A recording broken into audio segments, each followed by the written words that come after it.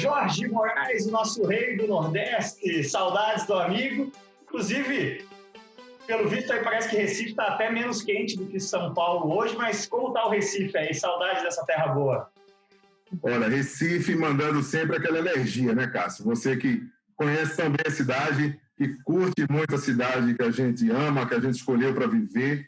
Esse é, de fato, o momento em que a economia voltou a gerar no nosso estado, né? E, de repente, a gente encontra uma outra geração também, que é o povo decretando parte do final dessa pandemia, sabia?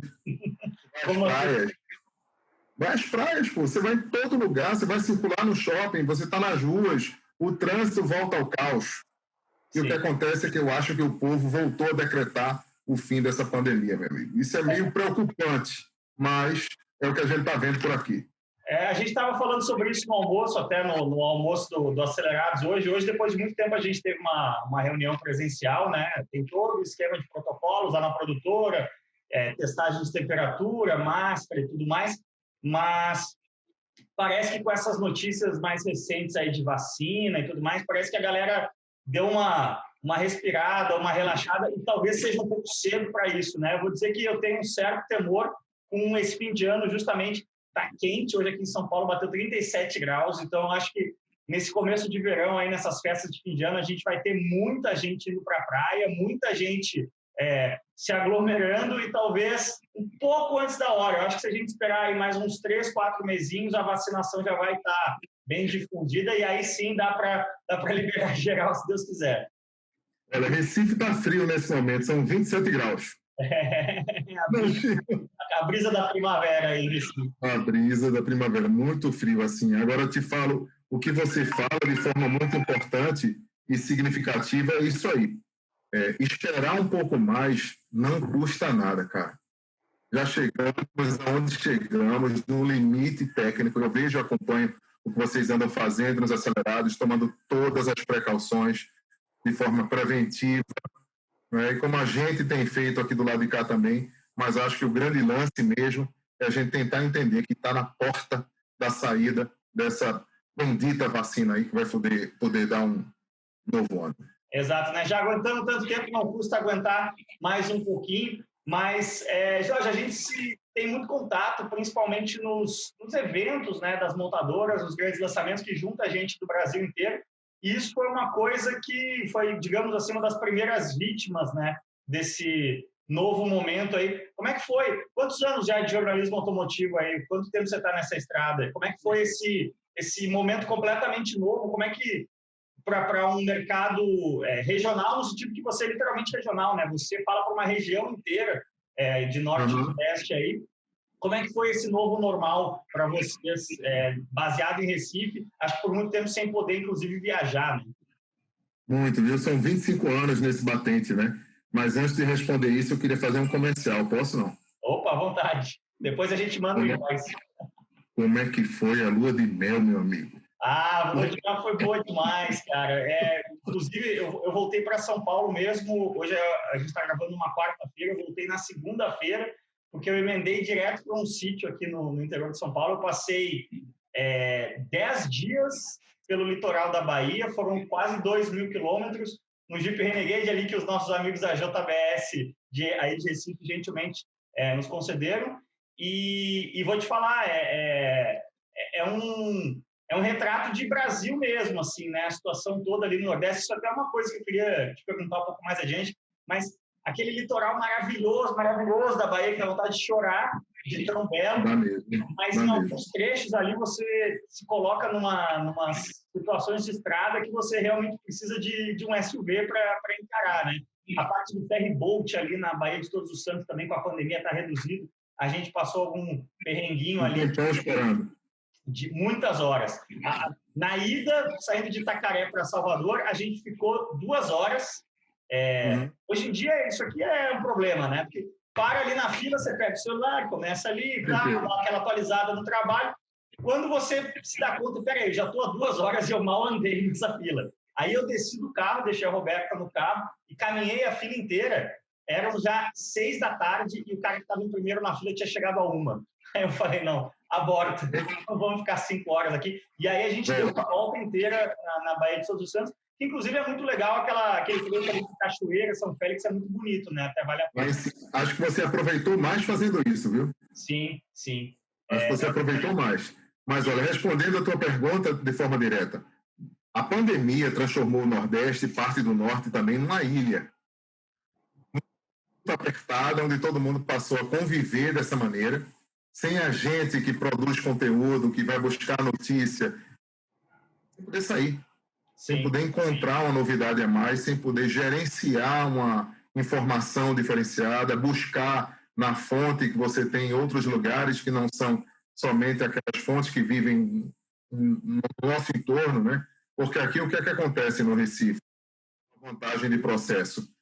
Existem os escritórios regionais de todas as montadoras. Uhum. Também existe o tal do compliance. Se você vai perguntar para alguém não, você tem que ir lá para a comunicação.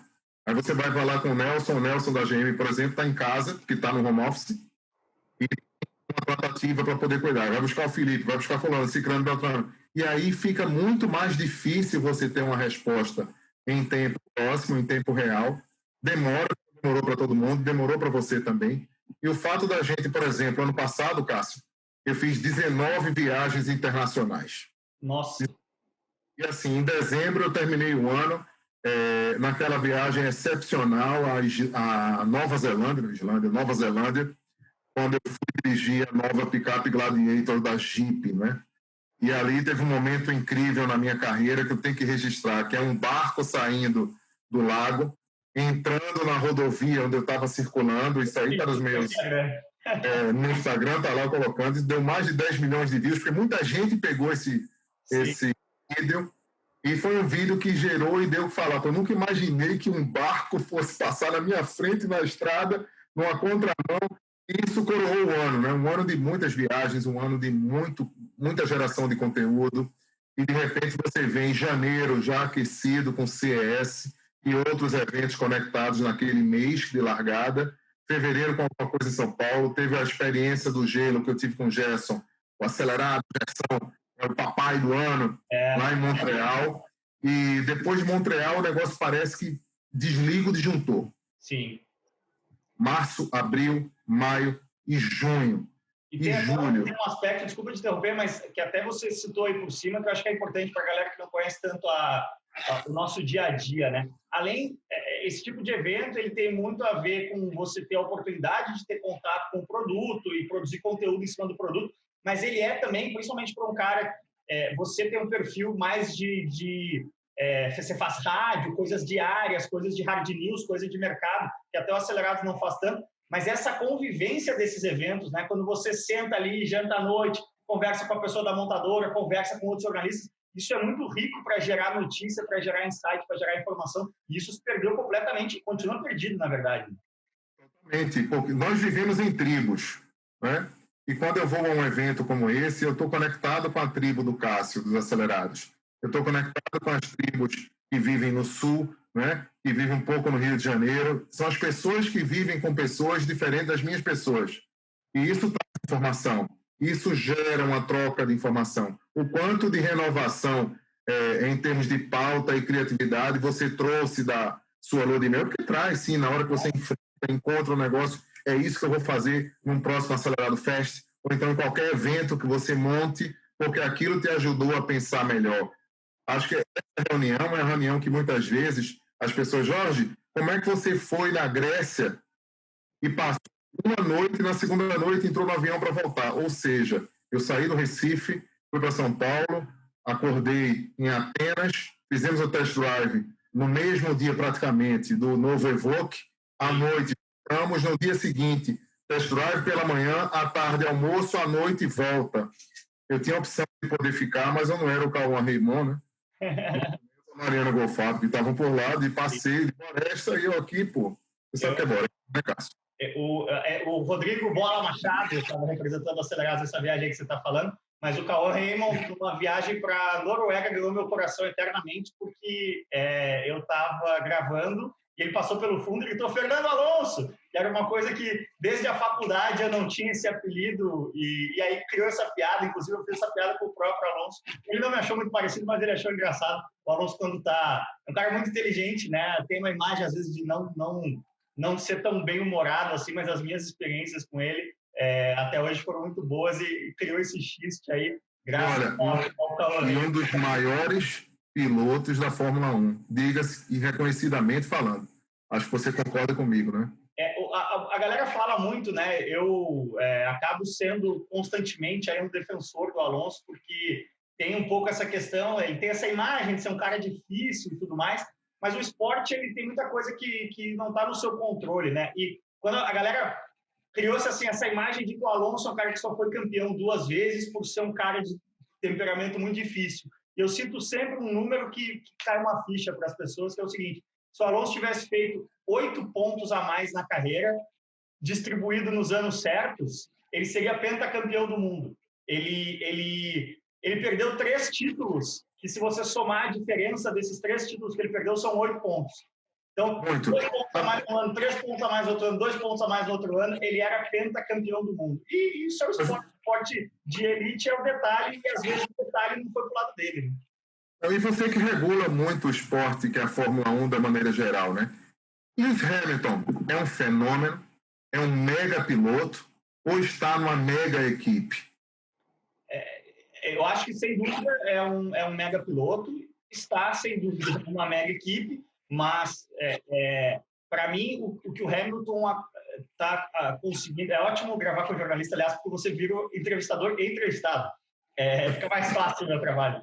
Mas o Hamilton, para mim, ele já amadurecido agora, né, nesses últimos 3, 4 anos aí, ele é um cara que eu nunca vi um cara cometer tão poucos erros, ser tão rápido cometendo tão poucos erros quanto ele. Então, ainda mais hoje em dia que a Fórmula 1 virou uma coisa quase NASCAR de antigamente, né? Com 22 corridas, você precisa ser muito consistente, né? E a consistência dele, num nível de performance muito alta, é coisa que eu não vi, e eu vi a carreira toda do Senna, eu vi a carreira toda do Schumacher, eu não vi esses caras fazerem.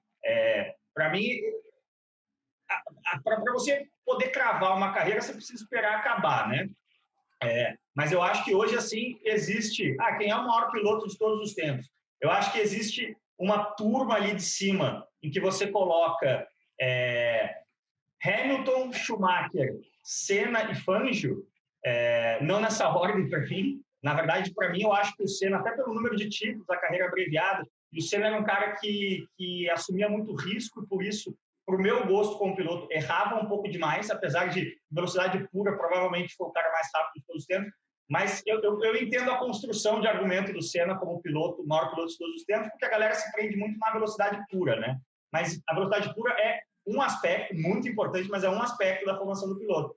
Mas é quando o homem precisava ser mais homem na Fórmula 1 e menos máquina. Sim, Jorge, mas a grande... o Fangio era pior ainda. O Fangio estava ali sem cinto de segurança, com... Também acho. Também acho. Cada tempo em sua época, né? Eu acho que a grande questão, assim, só para a gente arredondar esse tópico, é o seguinte: a Fórmula 1 ela nunca é um esporte absoluto. Ela sempre é um esporte relativo. A Fórmula 1 não é um esporte de quem guia o carro. É de quem guia o carro mais rápido do que os outros 20 caras que também são os melhores do mundo. Então, se você pegar o Hamilton e jogar ele nos anos 50, ele ia ser excepcional. Se você pegar o Fangio e jogar ele em 2020, ele ia ser excepcional. O Lauda foi excepcional. Exato. Em 2 momentos distintos. A questão sempre inclusive essa é uma ótima forma de você medir o quão grande é um piloto, é o quão ele dominou seus contemporâneos. E esses 4 caras, Hamilton, Schumacher, Senna e Fangio, são os caras que, se você pegar na história da Fórmula 1, eles foram, sem dúvida, os 4 caras mais temidos do grid. Jim Clark, eu coloco aí também. O cara que os outros pilotos sabiam que, se o cara tiver um dia bom, eu não tenho chance. Então, essa é a medida, né? É sempre uma coisa relativa e não absoluta. Você já pensou o Gerson Campos numa equipe de Fórmula 1, não? O Gerson andou, né, na Fórmula 1, lá no evento da Renault, uma das caixinhas que eu não tiquei ainda. Eu confesso que nessa pandemia aí a gente teve muito tempo livre, né? E uma das coisas que eu sou muito fã do Damon Hill, justamente porque o Damon Hill é um piloto que ele mesmo admite que ele não é um cara de um talento natural excepcional, começou muito tarde. Essa é uma pegadinha também. Que idade tinha o Damon Hill quando o Senna morre e ele é companheiro? Sabe que idade ele tinha? 20 e quantos anos? A mesma idade do Ayrton. Os dois tinham a mesma idade. Só que o Hill tinha 2 anos de Fórmula 1 e o Senna 10. Né? O Hill teve um começo muito, muito tardio. E eu sou muito fã do Damon Hill e tal, e na pandemia agora, com tempo livre, eu estava pesquisando os cursos de pilotagem de Fórmula 1 que existem na Europa, né? Na verdade, qualquer pessoa comum pode pilotar um Fórmula 1, só que é um negócio muito, muito caro, né? E eu 10 mil euros vai para o Ricardo, é isso? Esse da Renault é coisa de mais de 10 mil euros. Mas existem cursos que você pilota carros mais antigos e por menos tempo, né? Você dá 2, 3 voltinhas no carro só ali. Esse programa da Renault é um programa de um final de semana inteiro. Você começa guiando um Fórmula Renault, você faz uma escadinha. Tem outros que você chega lá, paga e dá 2 voltas no Fórmula Velha. E eu achei um que você anda na Arrows de 97, que o Rio quase ganhou o Grande Prêmio da Hungria daquele ano, e custa 3 mil eurinhos. Eu confesso que talvez depois da pandemia eu faça essa loucura aí, depois da quarentena. Aí dá. Mas aí vamos marcando, meu amigo. Eu te entrevistar, viu? Não dá para um cara que é apaixonado por automobilismo, não dá para ir para o andar de cima sem ter pilotado Fórmula 1 pelo menos uma vez, né? Eu acho, viu? É um sonho que eu me programo para realizar. De alguma maneira isso vai acontecer. E não sei a que tempo. Mesmo vovô, eu não quero saber. Eu quero estar lá. E vou fazer isso de alguma maneira. Não sei como. Me inspiro. Você hoje fala com quais estados? Basicamente, quase todos os estados do Nordeste, né? Praticamente todos os estados do Nordeste. E assim, no Norte, eu fiz uma estreia colossal agora no último mês, que foi através da rede Amazônia, né? Rede CBN Amazônia. Eu levei o programa que eu tenho, CBN Automotores, para Manaus, Belém. Aí vem as cidades da vizinhança, que é tanta cidade que eu não decorei ainda. E eu sei que Macapá toca direto, Porto Velho, Boa Vista. E aí é uma legião de estados que fazem com que eu tenho prazer de escutar e dividir e receber os contatos, porque muitas vezes eu dou o toque e falo, vai lá no @Jorge Moraes, fala comigo, porque, é o que eu tenho para poder pedir para a galera me seguir de vez em quando, né? Isso funciona. E são 20 anos de uma história muito legal também que eu construo.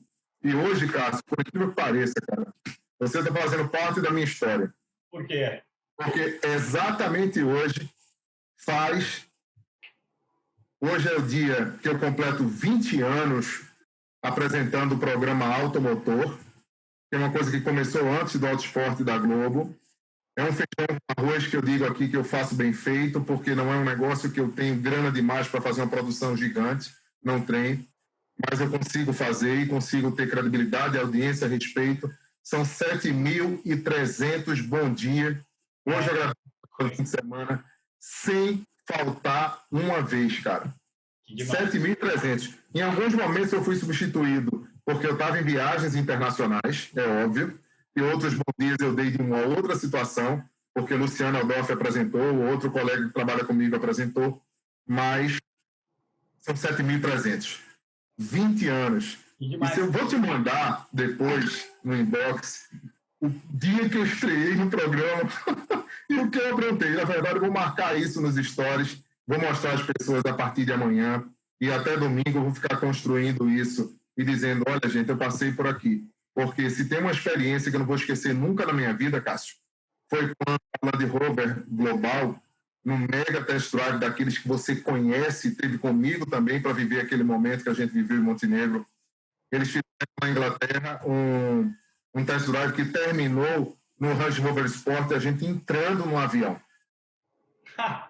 Eles secaram um 747, aquele jumbo gigante, e lá dentro tinha uma pista de off-road para você andar de Range Rover Sport. Demais. Foi louco demais. Louco demais. Eu estou destacando isso no programa de domingo para contar a história. O telespectador que está lá, o internauta que vai comigo. São muitas resenhas construídas a partir daquele momento, né? E resenha é uma coisa que a gente fala muito, constrói muito, e te falo mais uma vez. Se a pandemia continuar congelando as nossas oportunidades de buscar um conteúdo diferente, eu vou tentar descongelar de alguma maneira, não pelo fato de eu já tenha, Jorge passou pela Covid, passei pela Covid, continuo respeitando os protocolos de máscara, de gel, de tudo, mas eu estou com muita secura, com muita vontade de voltar a viajar, voltar a encontrar, promover novos encontros. E isso está fazendo falta. Na carreira jornalística faz falta. Imagina, em janeiro eu faço 25 anos de carteira profissional só como jornalista. Em janeiro também eu podia me aposentar, porque minha carteira profissional assinei com 15 anos, Cássio. Olha. 50? Tenho 50, cara. Nem parece carinha bonitinho aqui, ó. Pô, é uma satisfação, uma honra para nós fazer parte desse momento aí. Mas uma coisa que eu sou fascinado, assim, até talvez por ser do Sul, eu sou muito, eu presto muita atenção nessa questão das regionalidades do Brasil, assim, e até eu não gosto muito dessa questão de Nordeste, de colocar tudo como se fosse um construto só, porque o Nordeste é, sei lá, 1/4 da área do Brasil, uma população aí de dezenas de milhões. Não existe o Nordeste, né? O Nordeste é um construto de quem está fora do Nordeste, né? O baiano, ele se acha baiano, o pernambucano se acha pernambucano, ninguém se acha nordestino, como eu brinco. Essa coisa do Sul é uma invenção do paulista, né? Nenhum gaúcho fala eu sou do Sul, nenhum catarinense fala eu sou do Sul. Você é gaúcho, catarinense, que tem as diferenças. Mas por você ter um alcance aí em toda a região, falar com todos os estados e tudo mais, você acha que existe, assim, generalizar é sempre perigoso, mas também faz muito parte do trabalho do jornalista, né? Para você contextualizar uma informação, você generaliza. Você acha que existe um perfil de consumidor de carro, ou até de fã de carro, do Nordeste, que se diferencie do Sudeste ou do Sul em certos aspectos? Assim, quais são as peculiaridades do consumidor e do fã de carro nordestino, se é que existem, na sua opinião?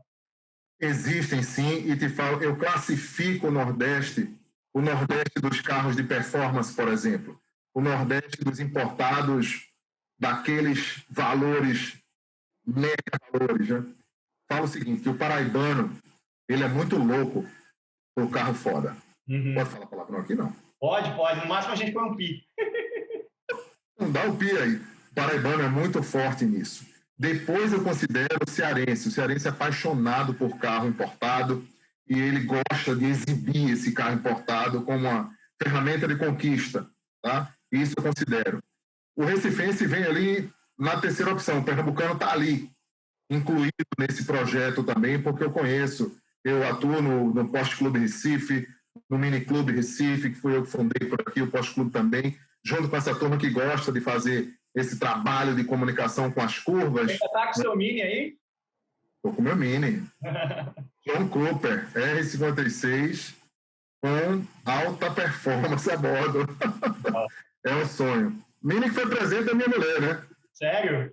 Pô, Roberta, meu aniversário tá chegando aí, ano que vem, já início do ano. Mas conta, o Recifense tem... O Recifense tem esse balo, essa energia, né? E eu consigo conversar com essas pessoas que estão lidando com esse mundo de alta performance. Vejo nelas uma legião de fãs, né? Sua, do Gerson, principalmente do Rubinho também, né? Porque é um cara que a gente tem um respeito gigante por ele, pelo que ele fez, pelo que ele construiu. O Rubinho, ao lado do Schumi, ele conseguiu ser um gigante, né? Por essência, por natureza, e a gente prova isso, porque não é uma coisa de você somente dizer por dizer, é provar. Quem viveu o que a gente viveu, acompanhar o que a gente acompanhou, sabe o que significa a legenda Rubens Barrichello.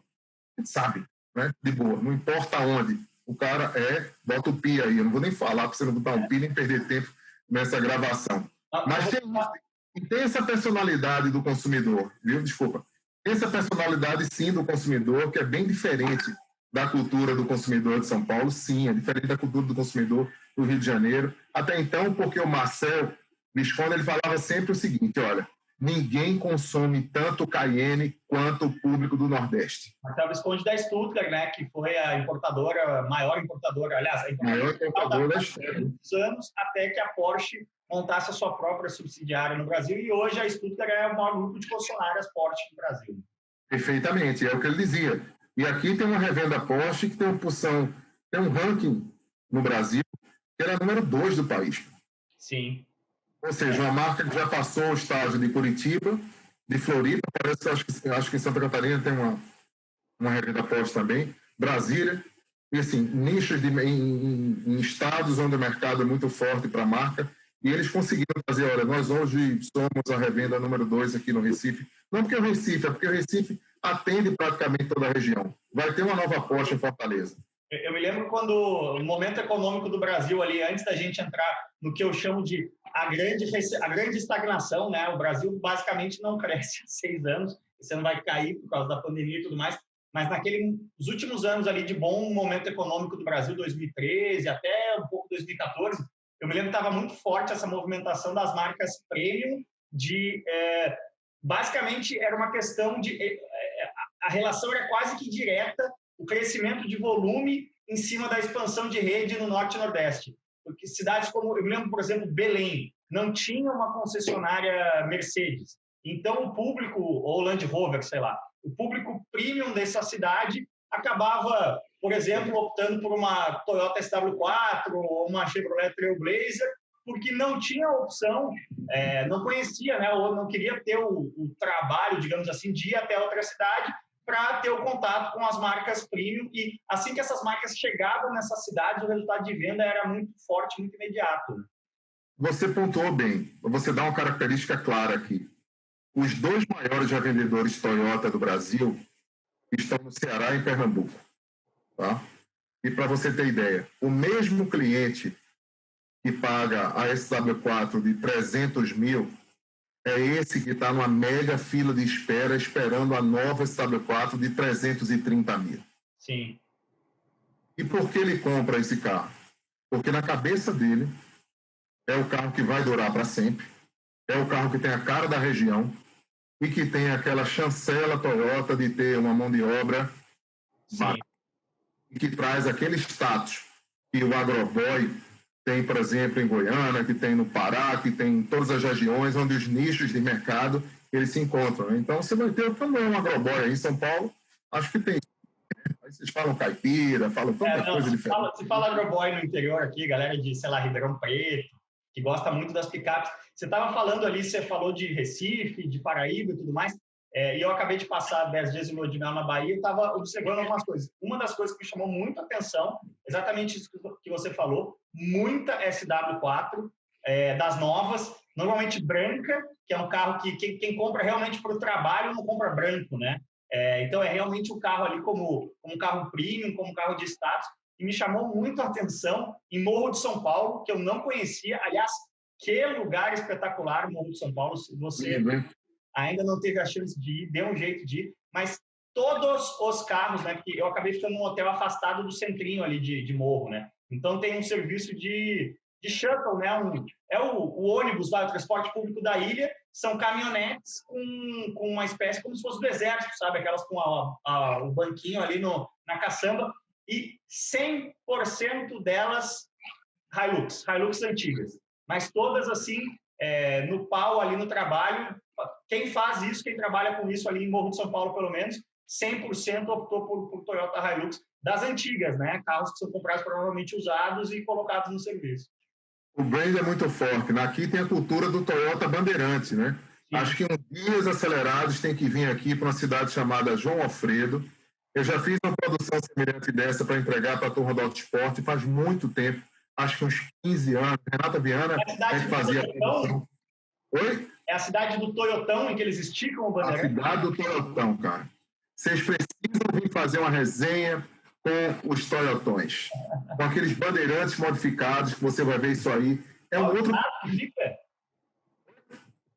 Qual é o estado da cidade de João Alfredo? Pernambuco, fica em João Alfredo, uma cidade aqui perto do Rio. Tudo é perto, né? Sim. Quando a gente fala perto, para mim, eu quero significar o seguinte: que 2 horas de carro, 3 horas de carro, você chega de boa. Sim. Isso é perto. Longe é fazer outras coisas mais, como, por exemplo, no final do ano, quando eu peguei o carro e saí da Flórida, fui parar no Tennessee. Gente, eu rodei feito um louco. Cara, o nosso Réveillon foi isso também. A gente foi para Miami, pegou o carro em Miami e foi até New Orleans. E lá a gente é 1.000 milhas, né? Mas com as estradas boas, um carro bom, a gente estava com um Mustang conversível, vai que vai, né? Esse roteiro eu quero fazer, juro a você. E é diferente, né? Porque você faz um roteiro diferente diante do mundo, conhecendo uma América que não é a América que a gente está acostumado a conviver. E essa questão da Toyota, essa questão dos utilitários, a questão das picapes também, o que tem aqui de mais é a picape urbana. Como assim, Jorge? Está falando de estrada, de touro? Touro não se fala. É produzido aqui em Goiânia, a gente vê de rodo. Não, são os picapeiros solitários. É aquele cara que sozinho no trânsito está com uma picape desse tamanho, parecendo o César Menotti a bordo, né? Com uma Dodge de 2.500, olhando para cima e dizendo, olha, não, eu também sou o rei do pedaço. Muita picape por aqui. Esse é um universo que dá para você se locomover bem, né? Sim. Ainda existe essa possibilidade. E é muito mais forte, na minha opinião, no Ceará, no Rio Grande do Norte, onde você tem uns passeios que dá para fazer dessa forma, né? Recentemente eu publiquei um acidente que aconteceu com um Wrangler numa duna aqui na região. Também no seu Instagram que é acidente feio. Você tem informações? Acidente feio, graças a Deus, sem vítimas, né? E o Wrangler capotou no final da duna, cabeça da duna, porque as pessoas acham que são capazes de fazer. Não dá, gente. É o que eu falo. Fazia tempo que eu não andava num troller novo. Acho que os acelerados precisam voltar a andar de troller, para vocês entenderem um pouco mais do quanto a Ford melhorou esse produto, né? Uhum. Eu mexendo a Ford de graça. Já pensou que sacanagem? mas tá valendo. Mas foi em Natal esse acidente do Wrangler? Algumas legendas tratam o acidente como em Natal, né? Mas para a região de Dunas é por ali. Não pode ser diferente do lugar. Se não for por ali... A imagem assusta muito, porque é um Wrangler Unlimited, né? Quem quiser ver a imagem e estiver ouvindo, vai lá no @Jorge Moraes, que volta um pouquinho aí, alguns dias você vai encontrar, mas é o carro que tem o teto desmontável, né? Então, quando ele começa a rodar, cai um pedaço do teto e como a imagem está distante, parece que é uma pessoa. Isso que assusta muito quando você vê a primeira vez. Mas é só um pedaço do teto. Graças que não foi nada, né? Que tudo aconteceu, que rodou. E estamos de boa, estamos seguindo, meu amigo. Teve até uma viagem faz uns 2 anos, eu fui convidado pela Secretaria de Turismo da Califórnia para fazer uma viagem. Tinha bem pouco a ver com era um roteiro pouco automotivo, digamos assim, foi bem turístico, vinícolas, esse tipo de coisa e tudo mais.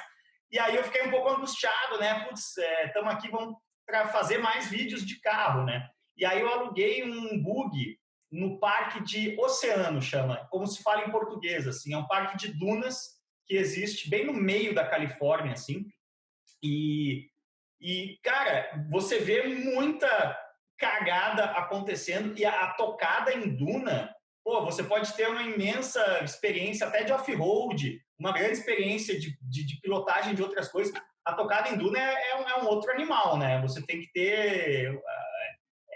as coisas podem dar muito errado muito rápido, eu acho, né? É porque a duna é um terreno silencioso, né? Ela, da noite para o dia, ela se transforma. E você não sabe o que aconteceu. Se você não é nativo, você fatalmente pode cometer um erro fatal. É redundante falar, fatalmente vai cometer um erro fatal. Mas provavelmente você vai cometer um erro fatal. E isso, quem é nativo, quem é especialista do segmento, sempre fala. É porque tudo começa no toque da calibragem. Tudo começa no teu pé, calibragem dos pneus, e também no pé. Naquele pezinho direito lá, que você acha que tem que estar nervoso o tempo inteiro, mas não tem que estar nervoso, não. Acho que você tem que se preparar para poder usar mais a inteligência, menos o pé e o medo a seu favor. Porque tem que ter medo. Se não tiver medo, não teve emoção, né? Uma hora dessa é como uma montanha-russa. Eu acho que a única coisa que eu traria dos Estados Unidos hoje era uma voltinha de montanha-russa para poder dar uma chacoalhada na cabeça, viu? Estou sentindo falta. O off-road, que é uma coisa que é muito comum, muito forte no Nordeste, né? Ele é muito zen, né? A gente, essas viagens aí que você estava comentando de Land Rover, de Jeep, a gente acaba tendo experiências off-road bastante hardcore, assim, que o motorista comum não está acostumado, né? E, na verdade, você vê o carro ali numa situação extrema e parece que você tem que ser um piloto muito, muito habilidoso, muito agressivo. E óbvio que a habilidade sempre ajuda, mas é uma coisa muito de calma, de sutileza, né? De transferências de peso graduais quando a gente já viu aí vídeos viralizando de caminhonetes a 2 por hora numa caixa de ovos, capotando justamente porque a transição ali, a transferência de peso foi rápida demais. Né? Você já fez a Rubicon? Eu não fiz, foi outra viagem que quem foi o Bola. O Bola estava lá comigo, né? É isso aí, lembrei bem. O Bola lembra porque o Dilson roncou tanto que eu achei que era um urso e criou um problema lá no acampamento. O Rubicon é isso aí. Você não passa de 4 quilômetros. Sim. Não dá para passar, não tem como passar. E aí você tem a verdadeira dança das pedras, que é o que eu trago no especial que eu fiz também sobre o Rubicon, do Wrangler Rubicon. E aí você vê as cantoneiras do carro rasparem, dançarem, sobrarem, o Jamboree lá orientando você a poder fazer a manobra certa, entrar no lugar certo, posicionar, é aqui que eu quero, venha para cá, e o cara tem que ir ali, porque se for do outro lado ele não passa, ele emperra tudo. E desafio você que tem um Jeep Rubicon ou que quer fazer um programa nesse sentido, gente, tem que ir lá nessa trilha para poder conhecer o que é acampar, viver o momento floresta, e saber que você não pode deixar comida do lado de fora, porque senão os ursos vão lá e ó, pela devorada, Cacito. Ô Jorge, você em mais de 25 anos aí, como você comentou, nessa estrada, você nota muitas diferenças, assim, o que era o que a gente chama de setor, né, dos jornalistas automotivos ali no fim dos anos 90 em relação a hoje? Acho que houve uma pulverização muito grande das mídias. Acho que a relação também do jornalista com o público, com as montadoras, mudou bastante nesse tempo, né? Mudou, sim. A maneira de fazer jornalismo mudou. A maneira de entregar conteúdo a partir de agora também vai mudar, na minha opinião, né? É como a pandemia. Por exemplo, eu me hospedei recentemente para fazer 2 eventos em São Paulo, o Auto Experience, que foi recentemente... Você estava no Lua de Mel? Eu estava no Lua de Mel, sim. O Sky. Mas lá no topo do teto do Shopping Morumbi, né? Foi um negócio muito bacana, construído pela Audi, pelo Ravix e toda a equipe de comunicação. Parabéns pela iniciativa. Fizeram um negócio brilhante lá com a turma do Hanashiro, do Beto Gressi. E Beto Gressi pilota bem, viu? Eu gosto da corrida. O homem correu super raro, né? Ninguém chega lá. Gosta tocado. O que é que acontece? Você chegar no momento daquele e entender que ali, a partir dali você cria um novo panorama de comunicação com uma velha guarda que resistiu e se modificou. Nós temos minoria hoje dos anos, vamos lá, 1990. Eu entrei em 95 nesse negócio, né, precisamente, cirurgicamente em 95. E hoje em dia nós temos aí uma meia dúzia de colegas que continuam. Da meia dúzia, uns 3 ou 4, eles se digitalizaram nesse sentido, ou pediram socorro para se digitalizar, né, para poder ingressar no novo mundo digital, no mundo dessa nova comunicação. Nisso vieram também as pessoas que não são jornalistas diplomadas, mas que desenvolvem comunicação de uma outra maneira e também ingressaram no nosso meio, como mídia, como entrega de conteúdo, como gerador de conteúdo, né? A única coisa que eu não acho legal é quando a montadora fala, senhores jornalistas, nem todo mundo é jornalista. Você se diploma, se pós-gradua, faz, estuda pra cacete e todo mundo vira jornalista? Não, não é não. Eu vejo muito valor, de fato, sem criar conteúdo de valor. Eu vejo muito. E dizendo que cria conteúdo de valor. O jornalismo ajudou muito a gente a ser um pouco melhor na rede social, a ser um pouco mais, digamos, opinativo. E às vezes recuar um pouquinho, porque às vezes a gente precisa recuar um pouco. E também acelerar mais. E isso mudou muito na maneira de como você se apresenta na coletiva, de como você entra no circuito. Antigamente você pegava o microfone para poder fazer o rebolation. Rebolation é aquela coisa de você, eu sou Jorge Moraes, represento tal mídia de comunicação e estou aqui para fazer uma pergunta para o presidente. Não, pô, você quer uma pergunta sua, se quer uma notícia exclusiva, vai lá e pergunta. O assessor de imprensa pede para você falar, para que haja um manifesto geral, porque um ou outro faz com que outras pessoas também percam a timidez e pergunte. E isso faz parte. Agora, mudou a maneira. Antigamente, você tinha que, por exemplo, a Ford fazia um evento para 250 jornalistas, porque ela precisava mostrar para Detroit aquela foto de 250 numa plateia com o presidente. Sim. Mas 180 ia trabalhar pouco. Sim. Ia trabalhar para torar. Sim. E os outros não iam trabalhar. Agora, pouca gente tem coragem de falar sobre isso. Hoje não. Só te interromper rapidinho, porque só para trazer um pouco do meu background, né? Eu trabalhei 8 anos na Red Bull, com a parte de comunicação corporativa, fui gerente de comunicação na Red Bull, e só para deixar bem claro, isso que você está falando não é exclusividade do mundo automotivo, é uma coisa do mundo corporativo, né? Quando a gente tinha um grande evento internacional no Brasil, assim, uma das primeiras coisas que a gente tinha que desenhar e orçar e tudo mais, era uma sala de imprensa nababesca, bonita, grande e tal, porque justamente quando tivesse lá os chefões internacionais que vinham para esse evento, nossa, olha lá, tem 200 jornalistas. E a gente tentava, assim, que fossem 200 que trabalhassem, mas o importante é que tivesse 200, né? Acima de tudo. Verdade, para dar um número. Grandiosidade, né?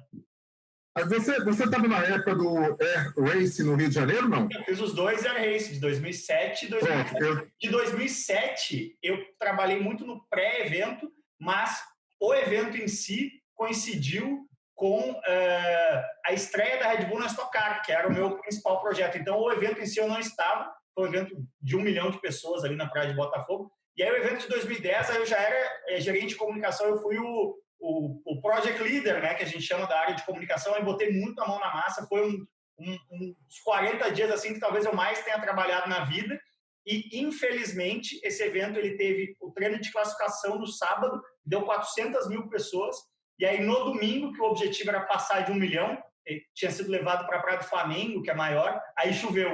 Então esse evento de 2010, infelizmente, meio que não fixou na memória da galera como o de 2007, que, se não me engano, até hoje ainda é o maior evento esportivo da história do Brasil em termos de público. Eu fui para esse 2007, 2010, foi Luciana, que trabalha comigo, e ela disse, Jorge, eu fui para meio evento. Como assim? Não, porque choveu. Tem que aproveitar o Rio, e com toda razão. Mas isso que você viveu, que a gente vive nessa transformação, é algo notório, porque as montadoras também passaram a fazer um filtro. E esse filtro ajuda, porque você leva as pessoas que de fato querem estar lá no batente, brigando por um resultado melhor, trabalhando, todo mundo junto, porque eu acho que não é adversário, não é concorrente, é colega de trabalho. Cada um gerando a sua melhor oportunidade, entregando a sua melhor oportunidade.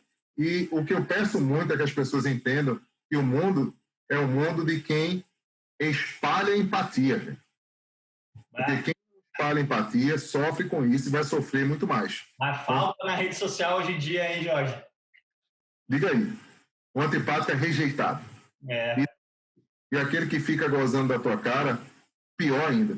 Eu falo o seguinte, o hater, se ele quer me seguir, me siga em silêncio. Se ele quer falar de mim, que ele fale primeiro dele. Depois ele se sinta no direito de falar de mim. Sim. E nunca me ofenda, porque eu nunca vou ofender. Eu vou bloquear.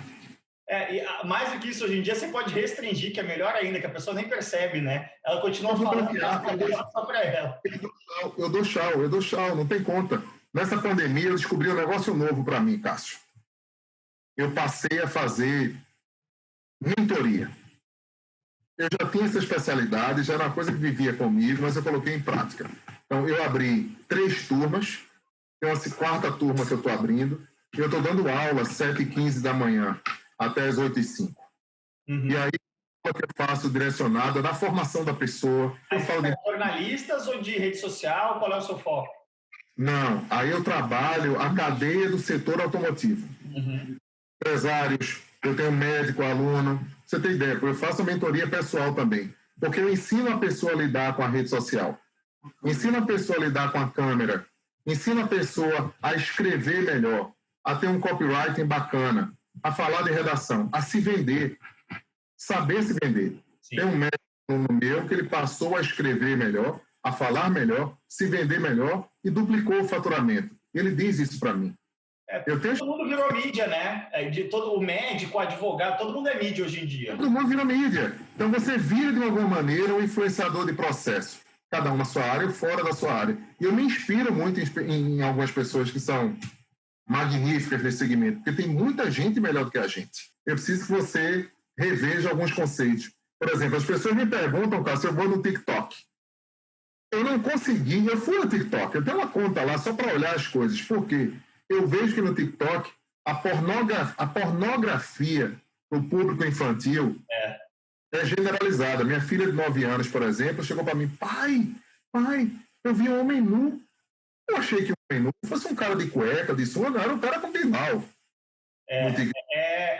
Assim, as redes sociais, o social dilema, o dilema das redes sociais, aí, esse documentário Netflix, ele é o exato contraponto do que a gente estava falando do David Letterman. É justamente essa...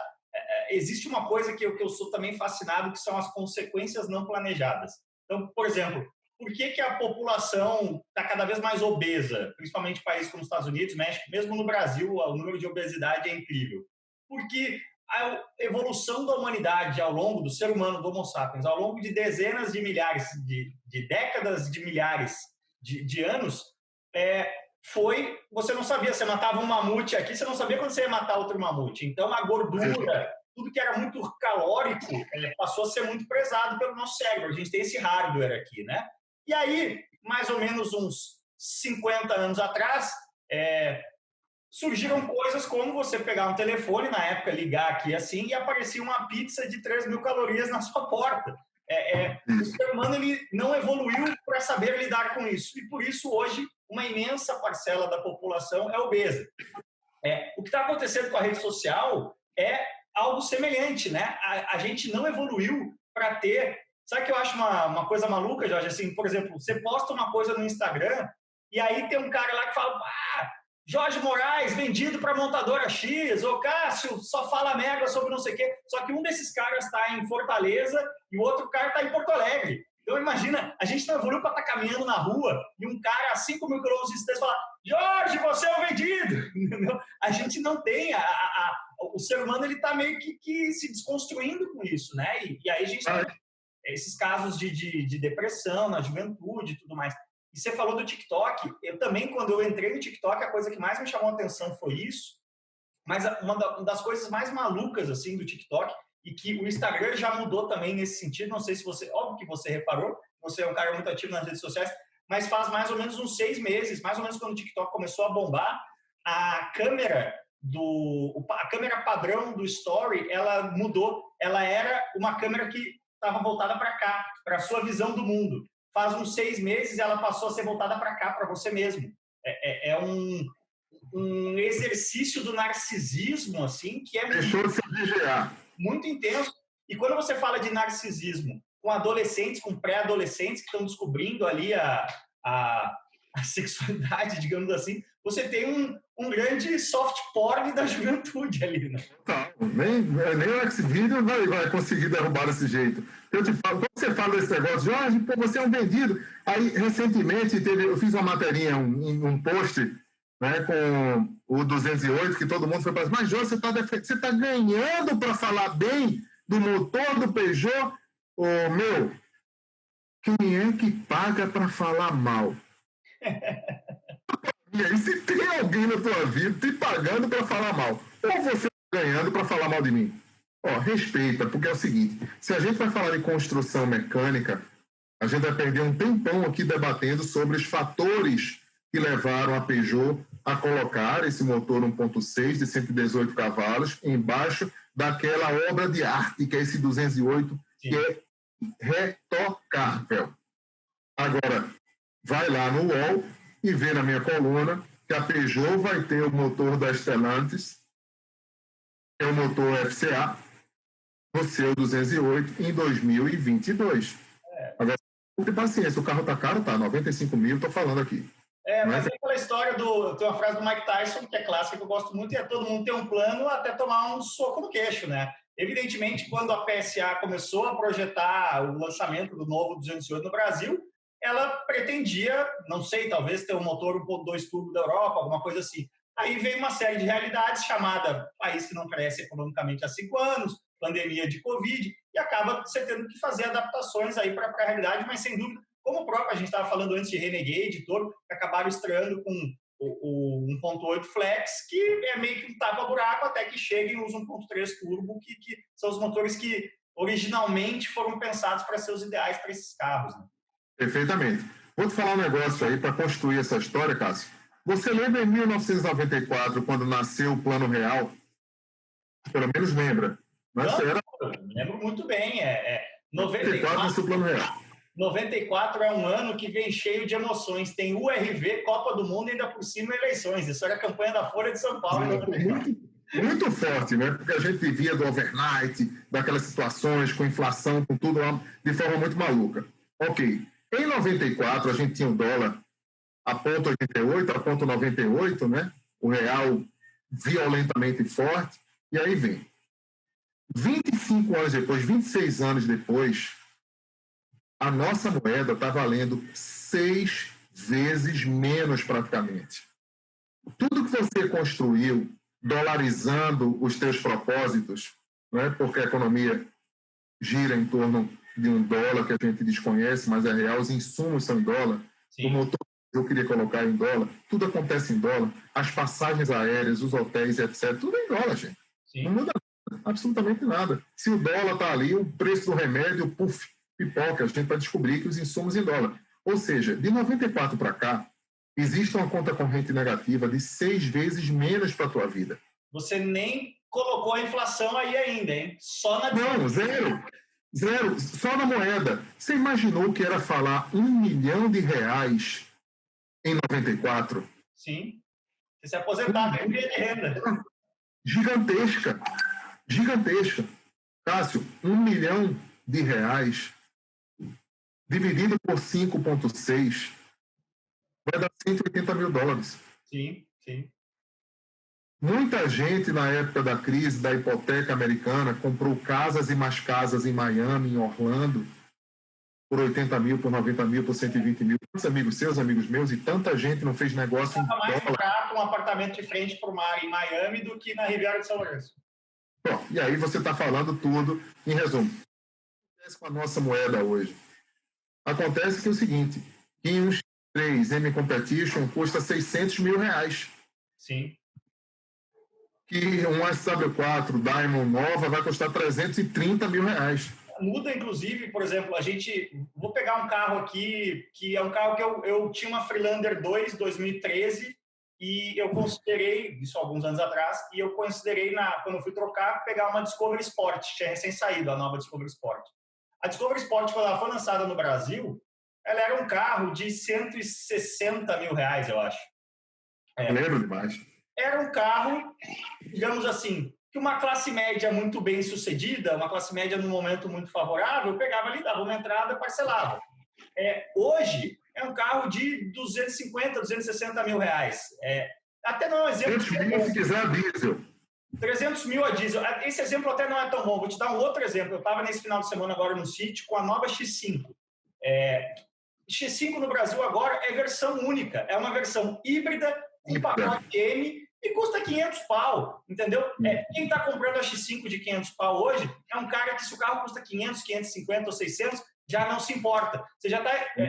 uma X5, que era um carro que uma classe média muito alta poderia sonhar 7, 8 anos atrás, hoje virou um carro de milionário que não faz conta na hora de comprar carro. Então, isso é muito ruim para o consumidor, né? Porque esses produtos vão ficando mais nichados.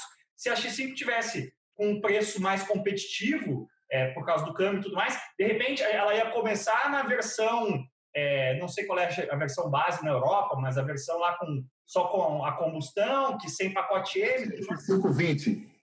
Exato, e esse carro ia custar, não sei, naquela época ali, R$200 mil.